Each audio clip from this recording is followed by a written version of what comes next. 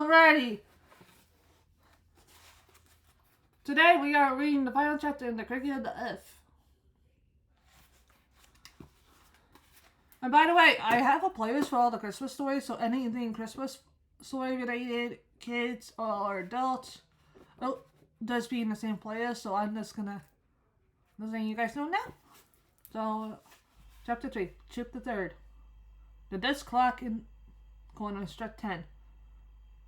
And the carrier sat down by side. So troubled and grief worn that he seemed to scare the cuckoo Karoo, who, having cut his 10 melodious announcements as short as possible,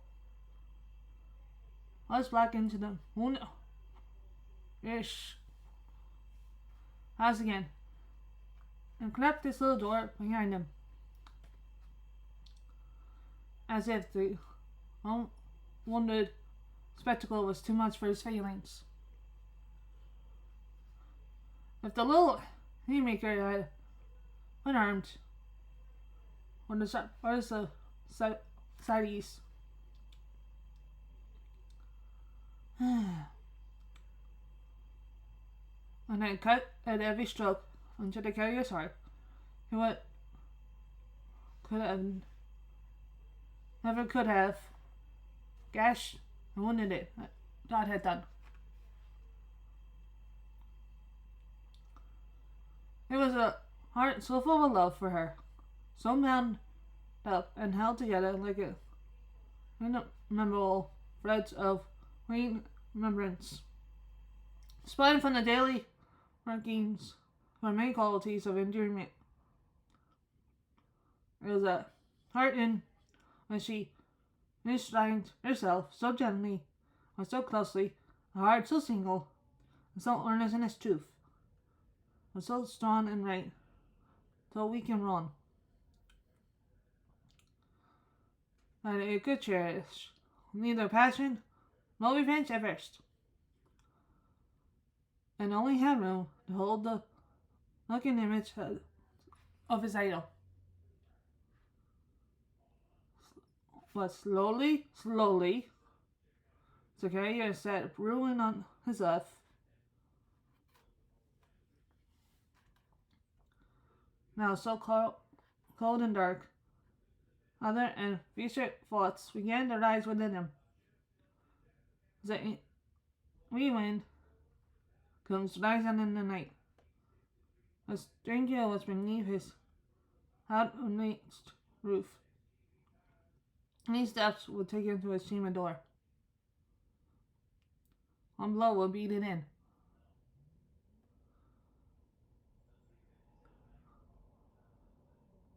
You might do murder before you know it's like a ton.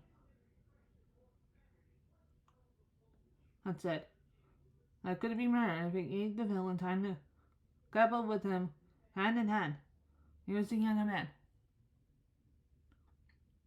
An old-time thought ran for the dark mood of his mind. It was an angry thought, glowed him to some avenging act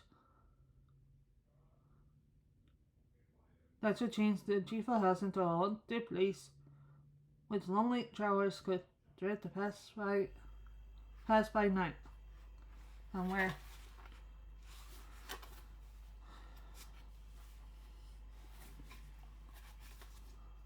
the tin would see the shadows struggling in the ruined windows, and the moon was dim, and hear wild noises in the stormy weather. He was a younger man, yes.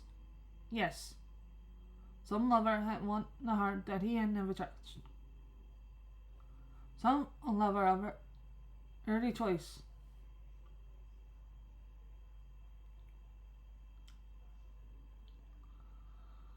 Of whom she had thought and dreamed. For whom she had pined and pined.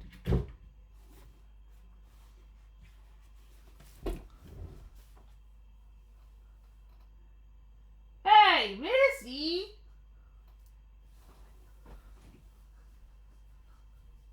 Missy! Do I have a fly in here again?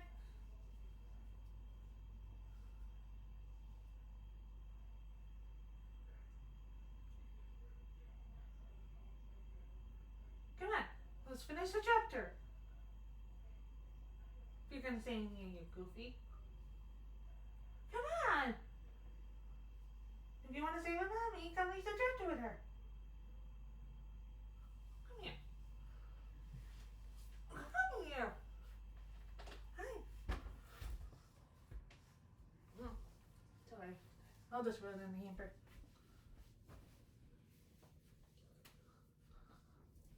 Sorry about that. Emmy was looking for some things.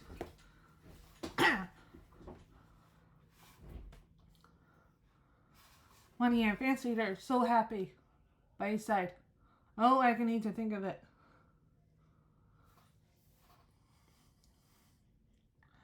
She had been upstairs, above stairs with the baby. Getting into bed. As he sat brewing on the earth.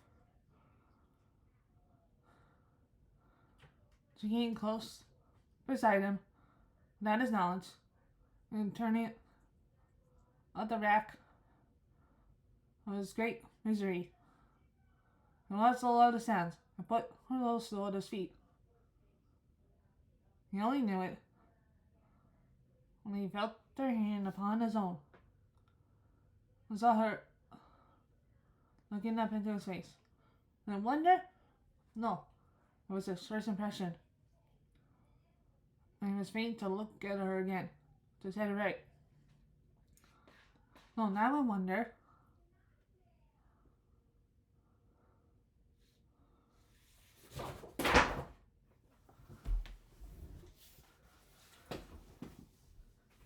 Gee, thanks, Ems. I say you can stay.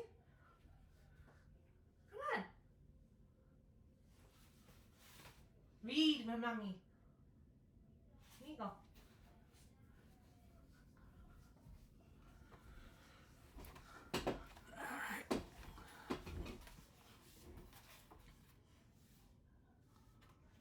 I wonder? No, it was a verse in Persian. It was faint to look at her again. Is that right? No, now I wonder.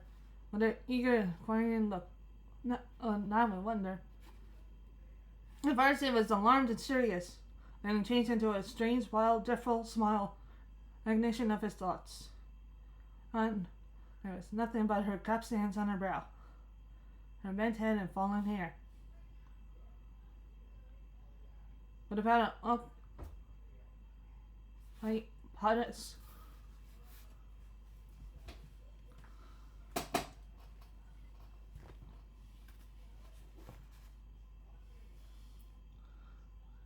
Had been his to weld the moment.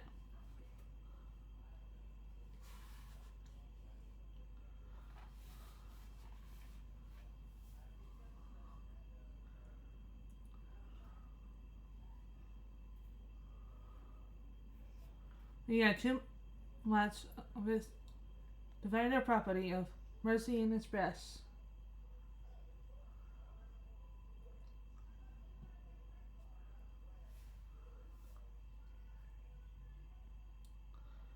To have turned one feather weight against her, but he could not bear to see her crouching down upon the little seat. He had often looked at her.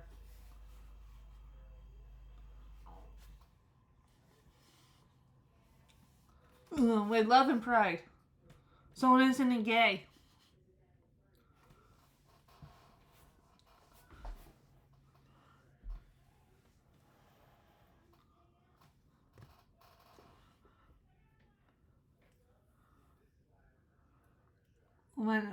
When she rose and left him, sobbing as she went, he felt it a relief to have a vacant place beside him, other than her so long cherished presence.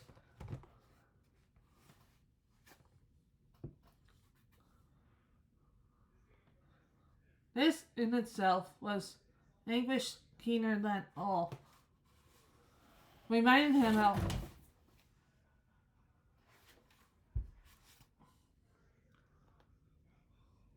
mm, reminding him how dissolute he had become, and that they,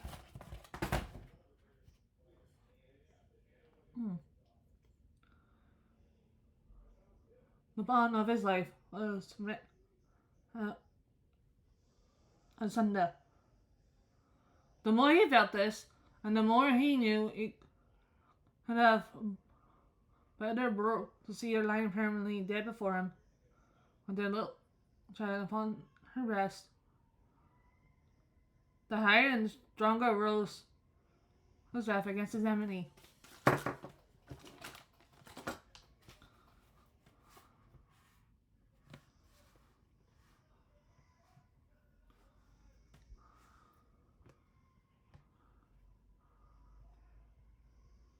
He looked about him for a weapon.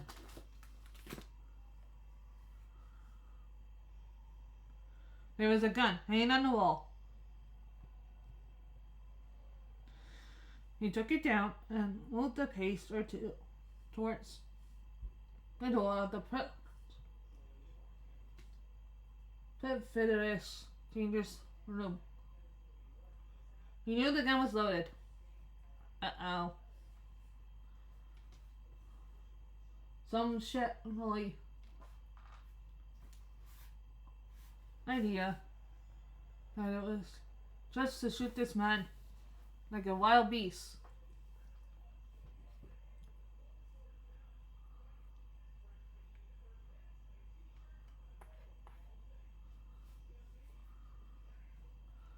Seized him, dilating his mind until it grew into a monstrous demon in complete possession of him, casting out all minor thoughts and setting up his undivided empire. Well, this just got awkward. That phase is wrong. Not casting out his minor thoughts, but artfully transforming them, changing them into Scrooges, drive them on, turning water into blood, love into hate, gentleness into blind city. Her image, scornfully.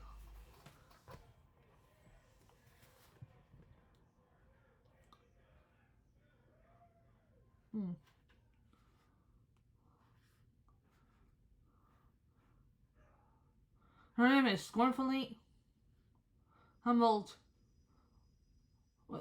still pleading to his tenderness and mercy, was this power.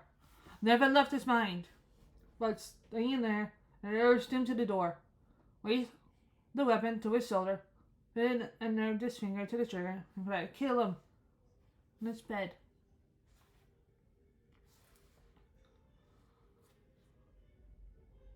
He reversed the gun to shot up the door. He had already held it lifted in the air. Some distinctive design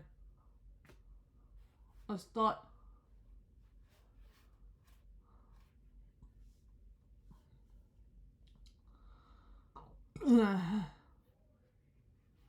some distinctive design was in his thoughts of calling him out to fly. For God's sakes, by the window. And it sounded like the circling fire illuminated the whole chimney like a glow light, and the cricket on the earth began to chirp. No sound he could have heard, no human voice, not even hers, could have so have moved and softened him. The heartless words, and when she had on them of her love for the listening cricket, oh, once more, freshly spoken, her troubling, earnest manner, the moment, was again before him. Her pleasant voice. Oh, what a voice it was! for making household music at the fireside of an honest man, and through and through his better nature, and woken into life and action. He closed on the door like a man walking in his sleep.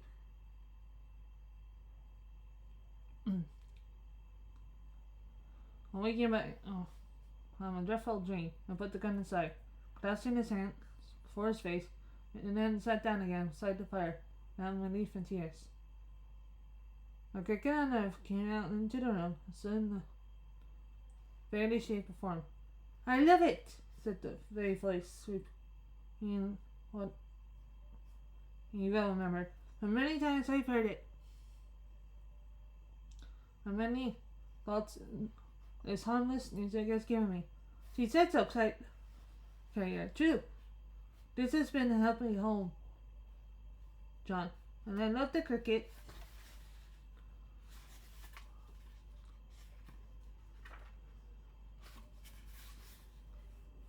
For its sake. And always has been, heavens no," returned the Carrier. "She made it happy always, until now."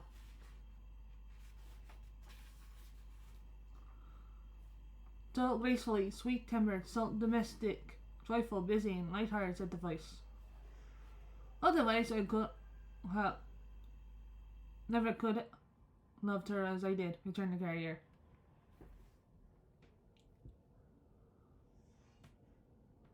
The voice corrected him said, "Do."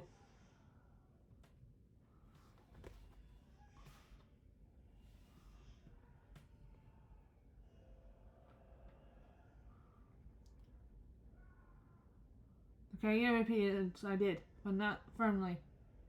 His faltering tongue resisted its control and would speak in his own way, for itself and him. The vicar, in the attitude of invocation, raised his head and said, "Upon your earth she has braided," proposed the Carrier. "Earth she has. How often?" "Less than braiding," said the Cricket.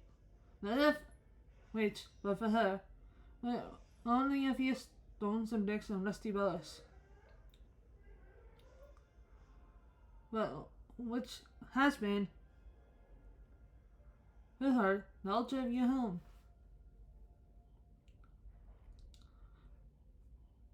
on which you have nightly sacrificed from pity, passion, selflessness, or care, and offered up the home which a tranquil mind, a trusting nature,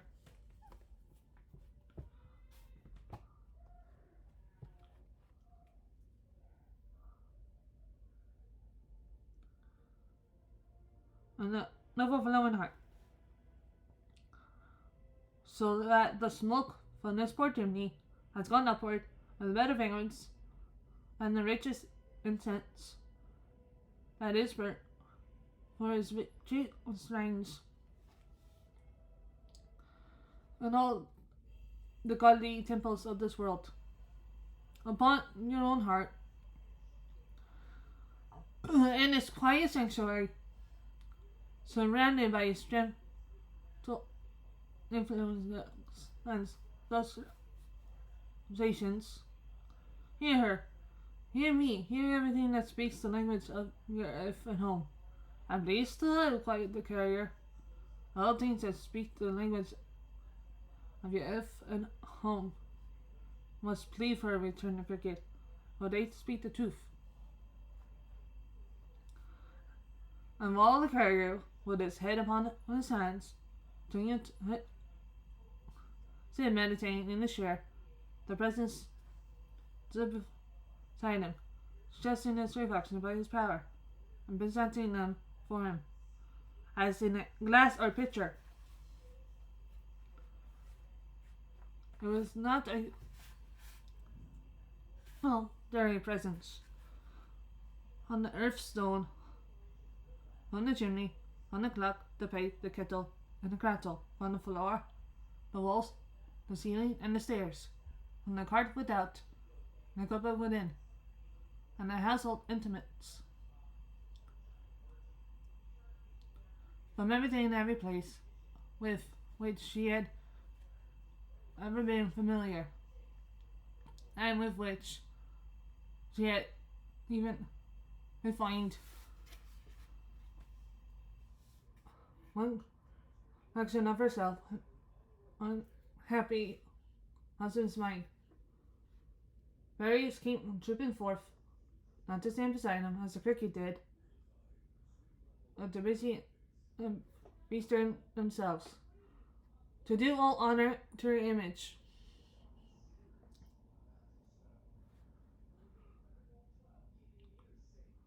To pull him by the skirts and point to it when it appeared, and cluster around it and embrace it as spruce flowers free to tread on, and try and clown its fair head and the ants,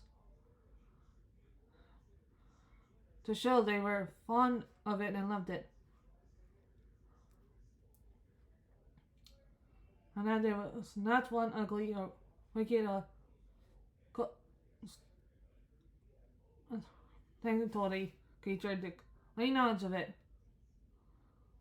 None but on their playful and improving selves. His thoughts were constant to her image. It was always there. She sat applying her needle before the fire and saying to herself, "That's a right fight." Private and steady little dot. The fairy figures turned upon him all at once by one consent. On it put on the glorious concentrated stare. And seemed to say, "Is this the life you were mourning for?" The sun's gravity outside, musical instruments and noisy tents, and laughter. A crowd of young merry makers came pouring in.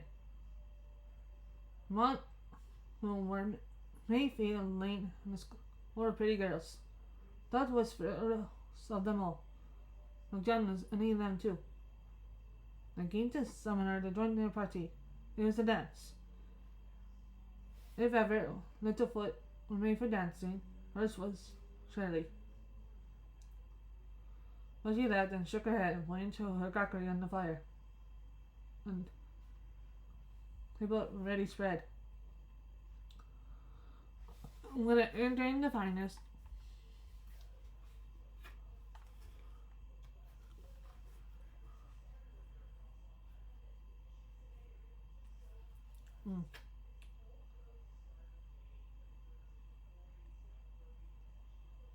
then rendered her more charming than she was before, until she merrily dismissed them, nodding to her would-be partners, one by one, as they passed, and comical infants, enough to make them go and find themselves immediately if they were admirers.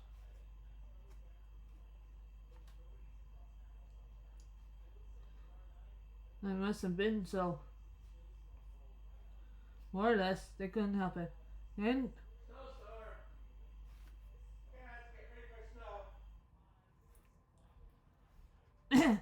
yet indifference was not her character. Oh no, for presently they came as her carrying her to the door. And bless her, what a welcome she bestowed upon him.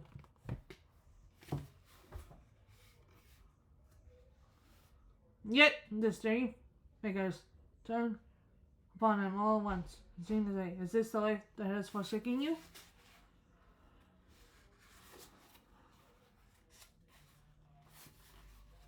A, sh- a shadow fell upon the mirror of the picture. Call it what you will, a great shadow of the stranger. The first stood underneath the roof, covering its surface, pointing out all other objects, but the nimble fairies looked like bees, cut off again. Again, and Dot again was there, so still playing beautiful. Resting the hand upon his shoulder, which had his counterpart in the same figure, by wisdom. Fairy Cricket stood. The night, that I mean the real night, not going by fairy clocks, was raining now. On this stage, the cricket's thoughts, the moon burst out and shone brightly in the sky. Perhaps some calm and quiet light had risen also was mine. I could think once a million what had happened. Although the shadow of the stranger fell at the marbles upon the glass, always distant and big, but only divined, but never fell so darkly at first. Whenever it appeared, the fairies uttered unchurred a general kind contrastation and piled the little arms and legs.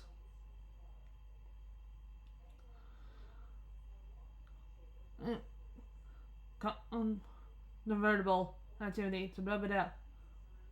And whenever they got a dot again, told her him once more, bright and beautiful, they treated in the most expressive manner. They never showed her otherwise than bright and beautiful and bright, but they were household spirits to whom that's what Hamlet nation. I mean, so well that is there for them. But the one active being as a little creature that had been the light and sun that carry us home. The fairies were partially excited when they showed her with the baby, puzzling among the nuts as late matrons and the fifteen me on this old to the day herself, laying in the state, dimmer away on her husband's arm, and tempting she, such a bite of a little woman, to conflate the idea on him by Jern, tease of the world in general, and of being the sort of person to whom the so novelty at all to your mother. Yet in the same breath they showed her, laughing at the carrier for being awkward, applying a shirt collar to make him smart, and mincing merrily out the fairy room, teach him how to dance. I turned and stared immensely at him. When I showed her with the blind girl, for she carried youthfulness and imagination with her, wherever wheresoever she went. She brought these influences into Caleb Palmer's house. Leaped up, and ran over.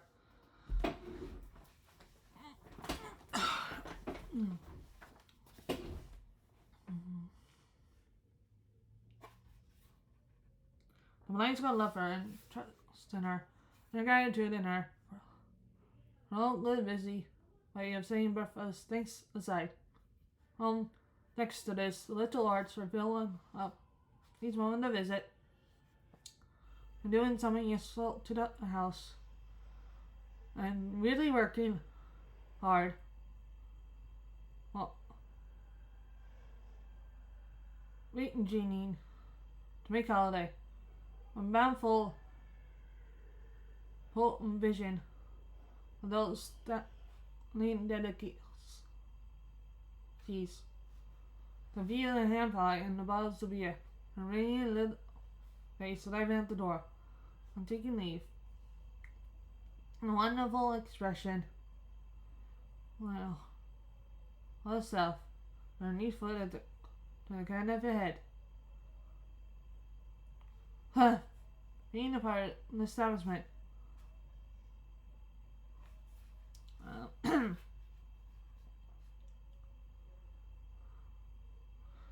And something necessary to it. As it could be without all this the face revealed in and loved her for. And once I looked upon him all at once, apparently, and seemed to say, was some months now nestled in her dress and following her. Is this the life that has betrayed in confidence?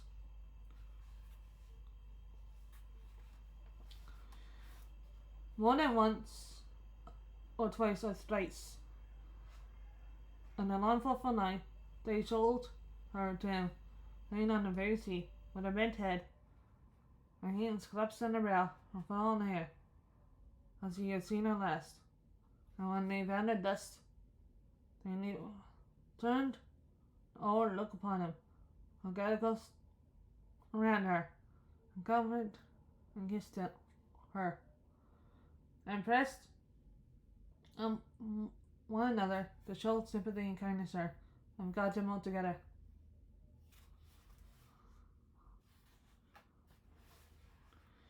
Thus the night passed, the moon went down, the stars grew pale. Whole day broke, the sun rose.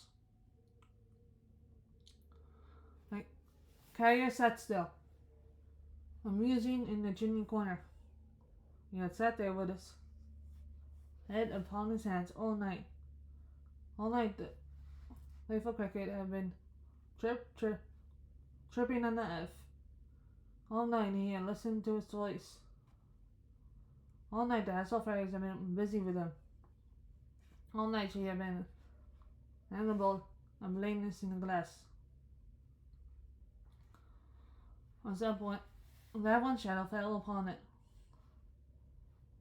He rose up when it was broad day,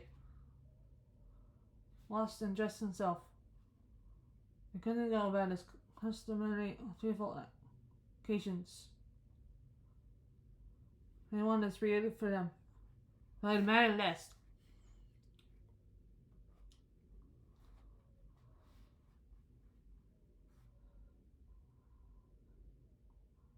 That it was Tecaton's wedding day.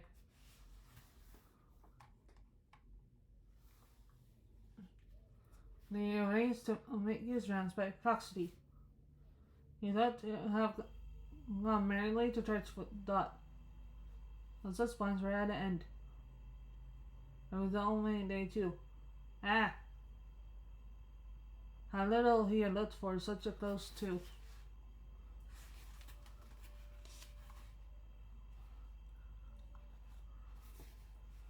Such a year.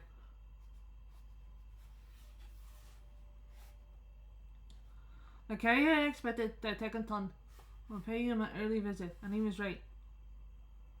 He had not walked to and fro before his own door many minutes when he saw the toy merchant coming in sedate along the road. As the chase grew nearer,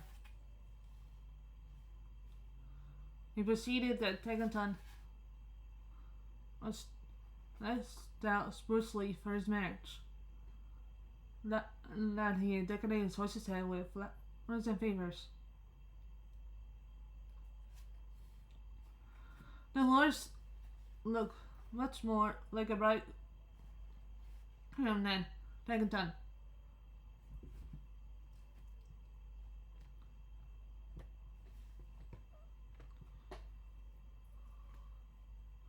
Whose half-closed eye was more disagreeably expressive than ever. But the carrier took little heed of this. He thought the spots had other occupation. John Perry Bingle, said Tecaton, with an air of holding hands. My good fellow, how do you find yourself this morning? I've had but a poor night, Master Tegaton. Tanaka is shaking his head.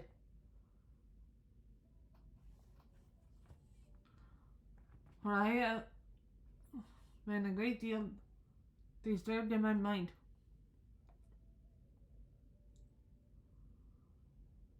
But it's over now. Can you spare me half an hour or so for some private talk? I keep on suppose, returned Tegaton, alighting. Never mind the horse. He'll stand quiet enough. He remains over this post. If you give him a mouthful of hay.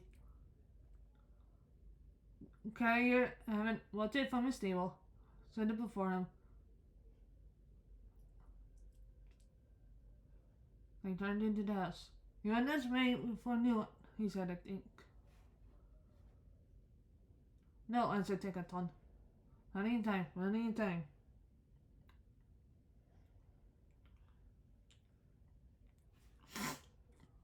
When they entered the kitchen, Tilly Slowboy was rapping at the stranger's door, which was only removed by a few steps. One of her very red eyes, for Tilly had been crying all night long because her mistress cried, was at the keyhole, and she was knocking very loud and seemed frightened. You please. I can't make nobody here, said Tilly, looking around. Well, nobody ain't gone. Ran and died, if you please. Please. The tropic waste, Miss Lowboy emphasized with raised new wraps and case at the door. Was led to no result whatever. Should I go to Tegaton HQ?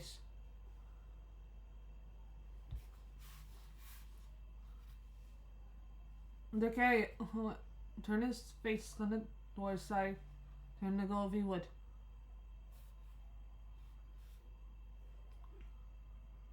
So Tegaton went to Tilly's low boy's relief, and he too kicked and knocked. But he too failed to get the least reply. But he thought of trying to handle the door. And as it opened easily, he peeped in, looked in, went in, and soon came right out again. Hi, Penny Bingle, the Tegaton was here. I hope there's been nothing rash in the night. The carrier turned upon him quickly. Cause he's gone, said Tegaton. And the window's open. I don't see any marks. Nature is almost on a level with the guard. Well, I was afraid there might have been some scuffle. Eh? I nearly shut up the expressive eye altogether. Once at him so hard, and he gave his eye on his face, and his whole person a smart twist.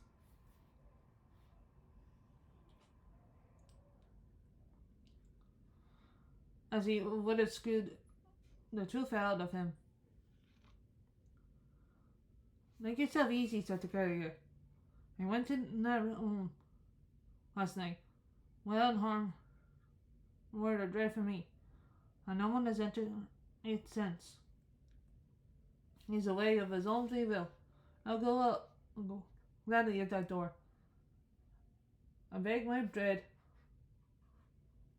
from house to house, for life, if I could so change the past that he had never come. When he has come and gone, and I've done with him. Oh, well, I think has got off pretty easy, second time, taking the chair.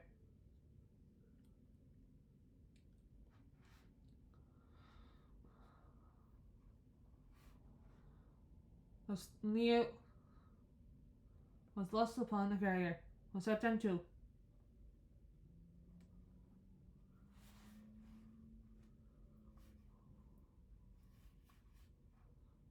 And shaded his face with his hand for some little time before proceeding.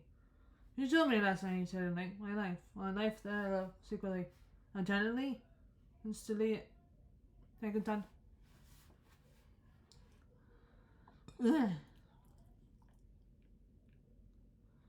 Convenient that my guys and giving him opportunity of being her alone. I don't think I think there's no sight I would have rather seen than that. I don't think there's no man in the world I would had rather not I wouldn't have rather had so me.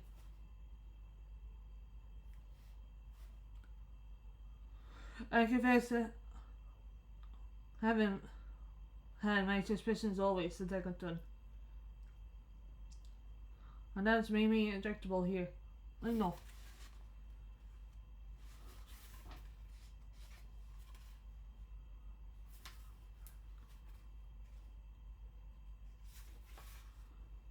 But she did show it to me. It's me. Pursued the carrier, not minding him. And as she saw him, my wife, my life I love, this voice and I, and grew steadier and firmer. So he repeated these words. And then in persistence of a steadfast purpose saw our disadvantage. It is right, and this you should always see with my eyes, or look to my best, and know what my eye is upon the subject. For it settled, said the carrier, carrying him attentively, and nothing can shake it now. Daganton muttered a few general words, absence,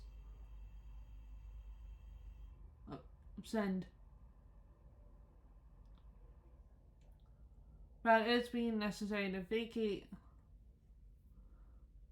something or other. But he was overawed. By the manner of his companion, plain and unpolished as it was. That's something. This fight, a noble in it, was nothing but soul of generous honor. Devalding, I mean, could have parted. Hey, are you sitting on my horse? Emmy. Meow meow. You think it at the ho for you? Emmy, there's not that bad for Emmy. Sorry about that. I am plain rough man, pursued the carrier. And very little to accommodate me. I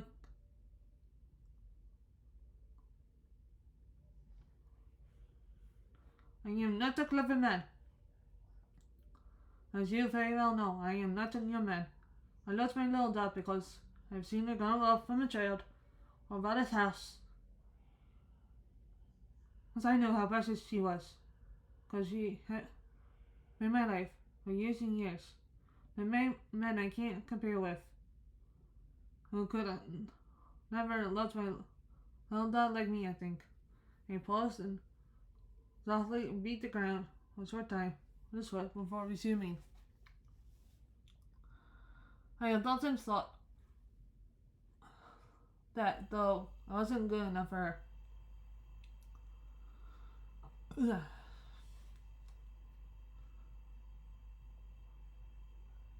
I should make her a kind husband.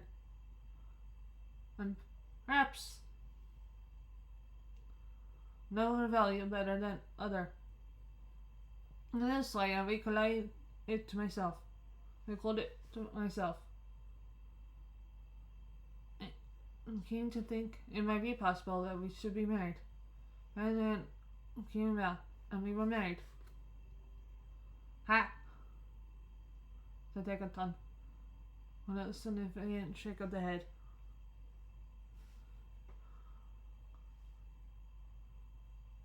I studied myself. I had experience myself. I knew how much I loved her and how happy I should be to the career. But I had not. I feel it now. If literally consider vigilance at Tegaton. Green full like the thickness, love and admiration. Not considered. All that's out of sight. Ha!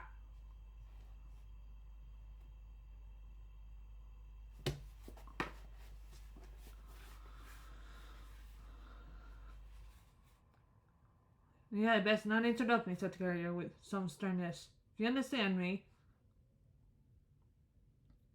and you're right of doing so. If yesterday the shock that me down at the blow, who dared to reef a word against her, today I set my foot upon his face, if was my brother. The toy merchant gazed at him in astonishment. He went on in a softer tone. Did I consider, said the carrier, that I took underage? And with her beauty from her young companions, and the many senses of which she was the ornament,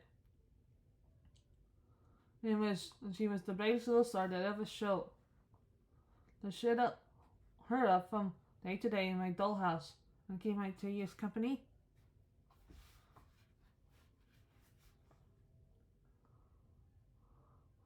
Did I consider how little suited I was to a sprightly humor, and how wearisome a productive man like me must be to her one of her quick spirit? Did I consider that there was no merriment in me, no gleam in me that I loved her, that everybody must who knew her? Never. I took advantage of her hopeful nature and cheerful disposition, and I married her, which I never had, for her sake.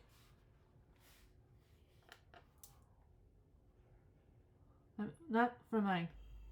Toy merchant gazed at them without winking.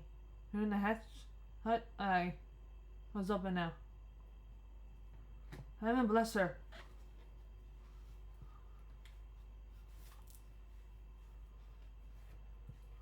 Said the carrier. But the default couldn't stand to wait, with which she tried to keep knowledge of this from me. I never let me that in my slow mind. I give enough doubt before. I'll try to put that. I ain't not to find it out. What seeing her eyes shielded tears when such marriage her own was spoken of. I had seen the cigarette trembling on her lips 100 times. Now it's back to it last night. Poor girl. That could have helped she would be fond of me. And I don't ever believe she was. She made a show of it to take a ton. She made a show of it. And to tell you the truth, it was ordering of my misgivings. On hearing each other, the seniority of my feeling, hardly made no sort of show being fond of him. James tried, said the poor carrier, with greater emotion than he exhibited yet. I only now begin to know how hard she had tried to be my joyful Zelda's wife, how good she has been, how much she has done, how brave and strong a heart she has. Not the happiness I know. Under this roof, bear with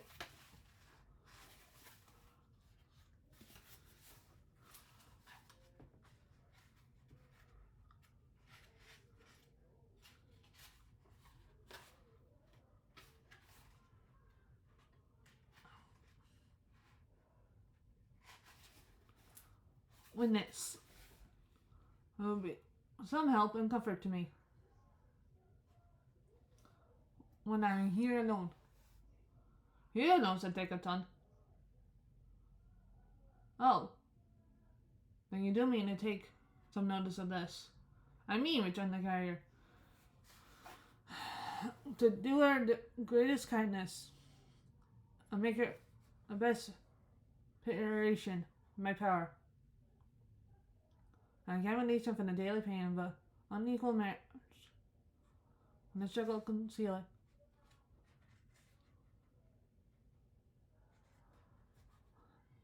She shall be as free as I can render her. Like a reparation? Screamed Tackleton, twisting and turning his great ears with his hands. There must be something wrong here. You did say that, of course.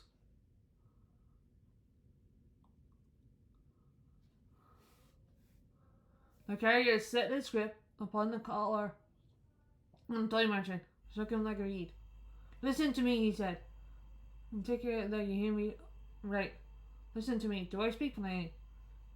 I am plainly indeed. That's said Decaton. As if I meant it. Very much as you meant it. What's that? Upon that earth. Last night, all night, explained the carrier. Oh boy! This is one topsy-turvy. Topsy-turvy.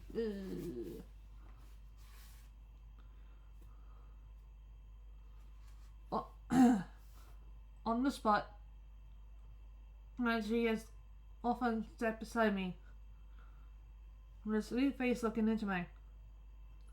I called up her whole life, day by day. I had her dear self in every passage and review for me. And upon myself she is innocent, and there is one to judge the innocent and guilty. Sluntlet, which quicker than the earth, well, hassle fairies. Passion and distress have left me, said the carrier, and nothing but my grief remains. In the unhappy moment, the old lover had assured her taste and years the night were singing perhaps for me and gonna help will turn. In an unhappy moment taken by surprise, and wanting time to think of what she did. She made herself a party to a street tree. I could see in it. Last night she saw him. When to feel we witnessed, there was wrong. Not that, otherwise than this. She then said that truth on earth. And that is your opinion, Dagadonic began. So let her go, pursued the carrier. Go with my blessing for the many hours she has given me. My forgiveness for any pain she has caused me. Let her go and have the peace of mind I wish her. She'll never hate me. She'll learn to like me better. Without not a drag upon her. And she wears the chain I riveted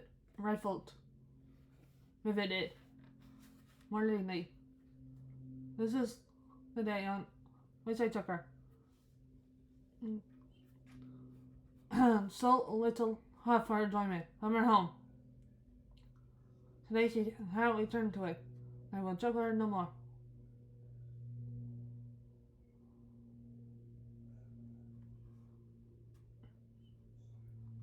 My father and mother will be here today. We have made a little plan for keeping it together, and I shall take her home. I can trust her there or anywhere. She leaves me without blame. And she will live, I am sure. If I should die, I may perhaps, as she is still young, I will love some courage in a few hours. She'll find that I remembered her and loved her to the last. This is not the end of what you showed me. Now it's over. Oh, no, John. No, it's over. Do not say it's over yet. Not quite yet. I have heard your noble words. I could not steal away, pretend to be arrogant. Once affected me with such great gratitude. Do not say it's over till the clock is struck again.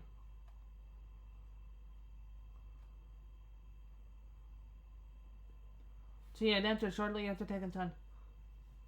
I remained there. She never looked at Tekenton. I vexed her eyes upon her husband, but she kept away from him. Tight, as wide of the space as possible between them. And though she spoke most passionate earnest,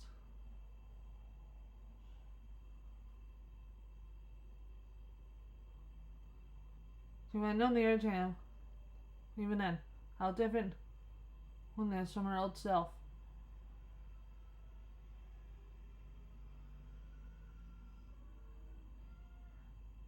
No hand can make the clock, but will strike again for me in the hours that are gone. And tried to carry it with a faint smile. Well, let it be so, if you will, my dear. It will strike again. It will strike soon. It is a little matter, we say.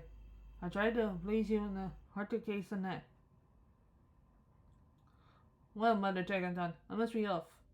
For when the clock strikes again, it is necessary for me to be on my way to church. Good morning, John Paybingle. I'm sorry to be deprived of the pleasure of your company. Sorry for the loss and the occasion of it too. I have spoken plainly, said the carrier accompanying the door. Oh, quite. I remember what I said. Why have you compelled me to make the observation, said Eglinton, nicely taking the revocation in caution, and to his shades, and say that it was so very unexpected and far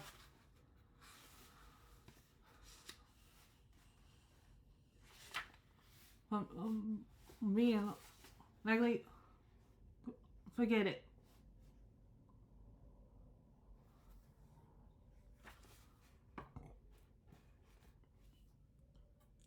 The matter for us both, returned the carrier. Goodbye. I give you Julie. I wish I could give it to you.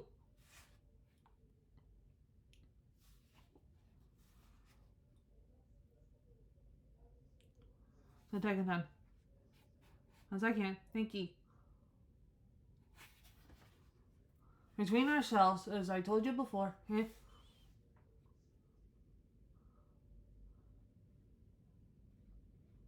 don't much think I'll have the less joy in my married life.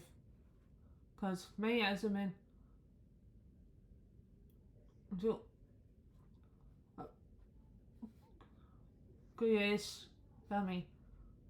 On this my team on straight if. Goodbye, take care of yourself.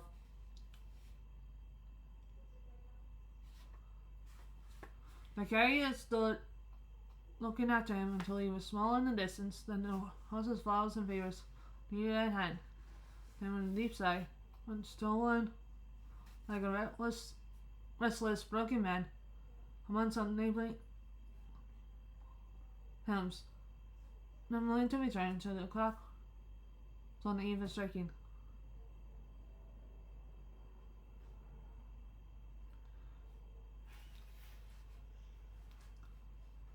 It was such a life, being left alone, self, puzzly, often dried her eyes and checked herself. See how good he was, relaxed him he was, and once or twice she laughed, so liftfully, heartily, triumphantly, and wholeheartedly, definitely not time, until he was quite would fight. Hell, you please don't, said Tilly. It's enough to that and bury the baby. It is, so you please. Will you bring him sometimes to see his father, Tilly? Quiet. Her mistress drying her eyes. When I came to live here, I've gone to my old home. Hal, you please don't cry. Tilly hung back her head and busting out into a howl. She looked the moment and calmly like Baxter. Hal, you please don't. Hal, what is everybody gone and been and done with everybody, making everybody else so wretched? Ow, ow, ow.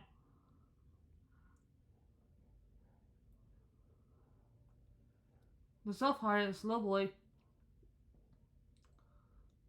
turned off at this and then chair until such a the boy would roll. How? And what? Trying to rest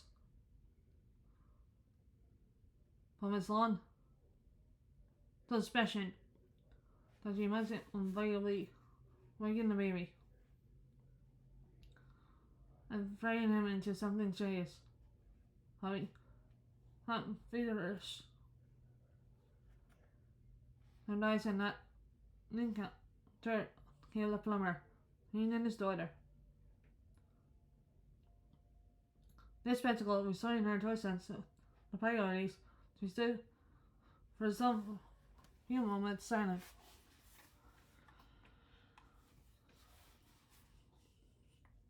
Her mouth wide open, then hoisting off to the bed on which the baby lay asleep, dancing weird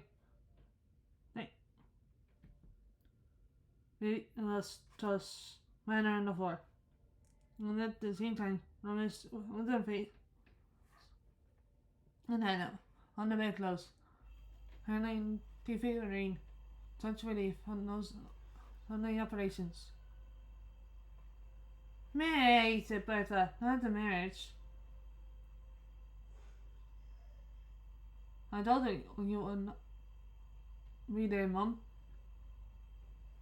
whispered Caleb. I heard as much last night, but bless you, said the little man, taking her tenderly by both hands. I don't care what they say. I don't believe them. It ain't much to me. For that little should be torn to pieces. You'll then I'll trust the word against you. He put his arms about her and hugged her, as a child might have hugged one of own dolls. But I couldn't say at home this morning, said Caleb. She was afraid. I know they hid. Elsewhere, couldn't trust herself. We saw near them on their wedding day. So we started a good time and came here. I've been thinking of what I've done, said Caleb in the most pause. I've been blaming myself till I hardly knew what to do or where to turn. But this just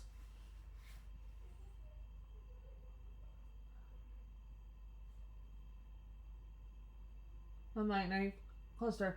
Now I've come to the conclusion that I better if you stay with me, Mum. The vial. Tell her the truth. You'll stay with me the vial? Inquired Tom Van Anteflip. I don't know what. In fact, it may have upon her. I don't know what she'll think of me. I don't know that she'll care for her poor father afterwards. But it's best her that she be undeceived. And I must bear the consequences that I deserve. Right, said Bertha. Where is your hand? Ah, here it is. Here it is. Pressing it to her lips with a smile, and drawing it from her arm. I heard them speaking softly among themselves last night. I saw them laying against you. They were on. The king's wife was silent. Caleb answered for her. They were wrong, he said. I knew it, cried Bertha proudly. I told them so. I scorned to hear a word. Blame it with justice. She pressed the hand between her own, and the soft cheek against her face. No, I am not so blind as that. Her father went on one side of her, down remained on the other, holding her hand.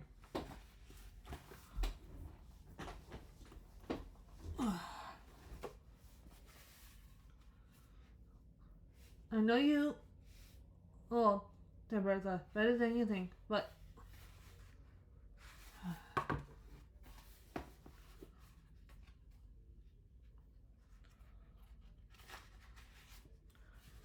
not so well as her. Not even you, father. There is nothing half so real, so true about me as she is. If I could be restored, decide this instant.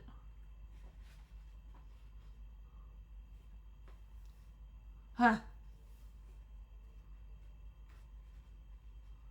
Not a word be spoken.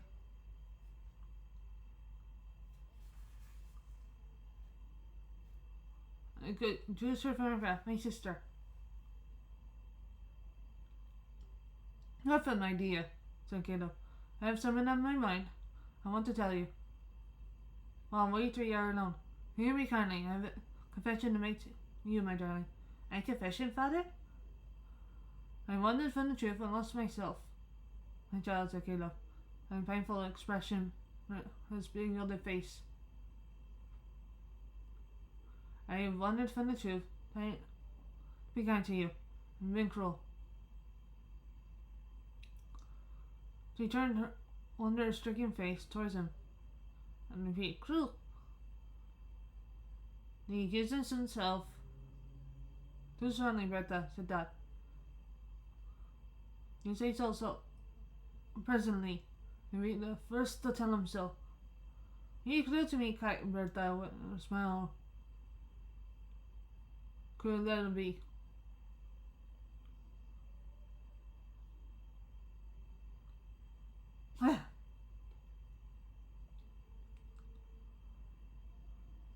Not me and it, my child, said Caleb. But I have been, though I never suspected it till yesterday. My dear blind daughter, hear me and forgive me.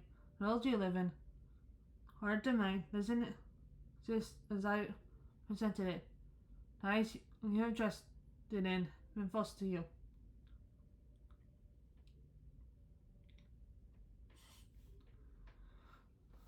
She turned her wonder-stricken face towards him still, but drew back and clung closer to her friend. The road in life was rough for one, said Caleb, and I meant to smooth it for you.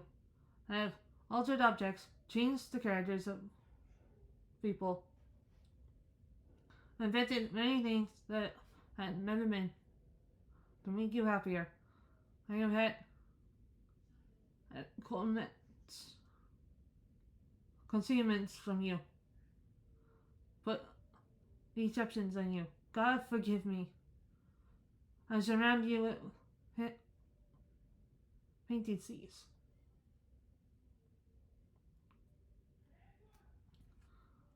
But living people are not seas, she said hurriedly, looking very pale, so turning from him. You can't change them. I have done so, Bertha, replied Caleb. There's one person that you know, my dove. Oh, father, why do you say I know? She answered in a tone of keenly approach. But then, whom do I know? I have no leader. I submit to be blind.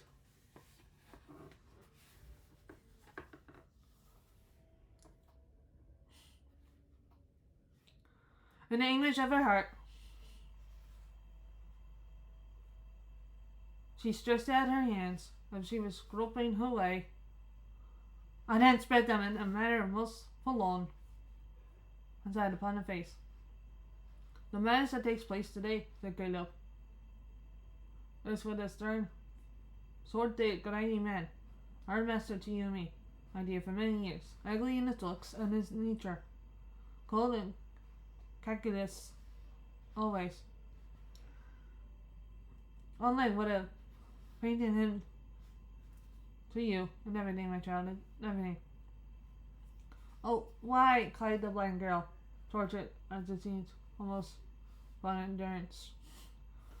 Why did you ever do this? I did. Do you ever feel my heart so full? And come in like death and tell me now there's something love. Oh heaven, how blind I am. How listen alone. There with the father on his head. Nothing, no reply, but in repentance and sorrow.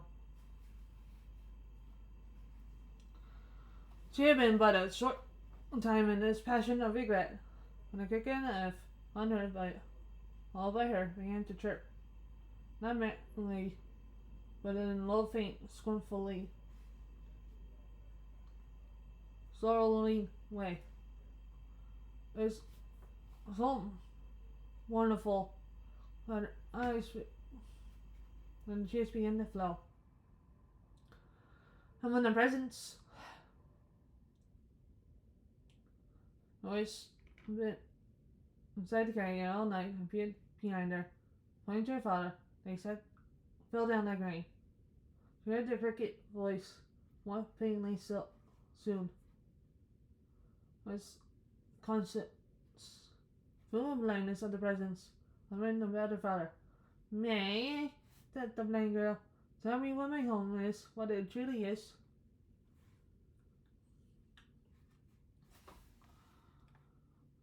It's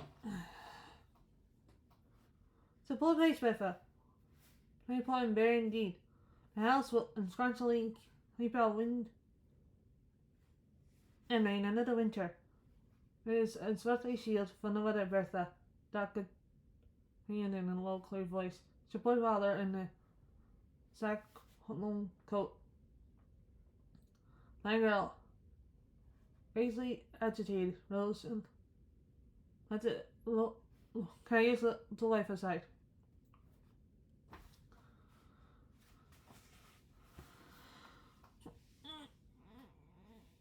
Sorry.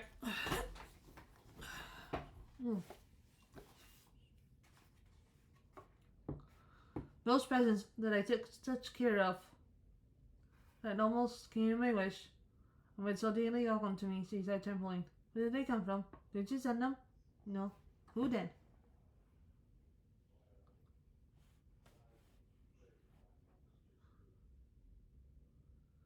That was all she knew already.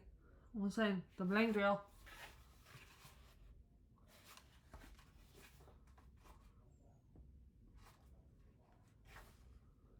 Spread our hands before her face again.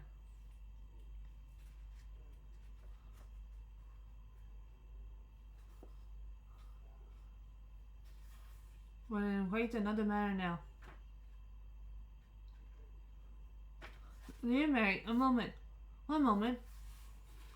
On this way, speak softly to me. You are true. I know. You'd not deceive me now, would you? No, Bertha, indeed. No, I am sure you would not. Would not. You have too much pity for me. Hey, look across the room from where we were just now to where my father is. My father, so compassionate, with nothing to me, and tell me what you see. I see, said Dot, who understood it well. The old man sitting in the chair and leaned fully on the back with his face resting on his hand, and his child to comfort him. Martha. Yes, yes, she will. Go on.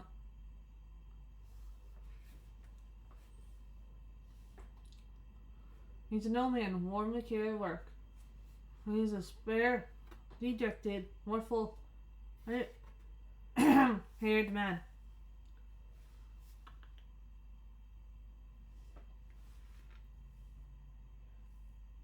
I see him now. Desponded.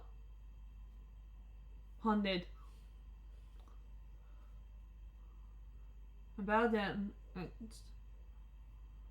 striving against nothing. But Bertha, I have seen him many times before. I'm trying hard in many ways from once ghastly object.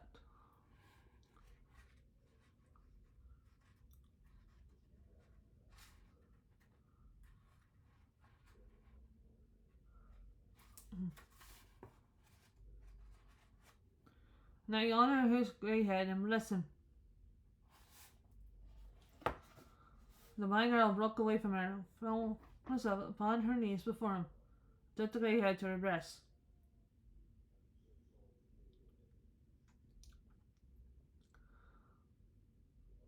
It's my sight, we stole it! It's my sight, she cried.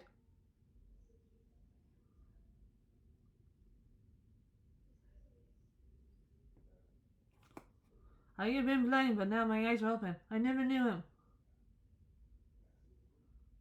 To think I might have died. I never truly seen the father who has been so loving to me. Who I know has Caleb's motion.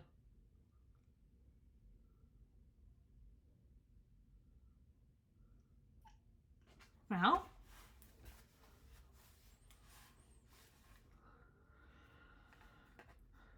There's not a gal to figure out. There, explained the blind girl.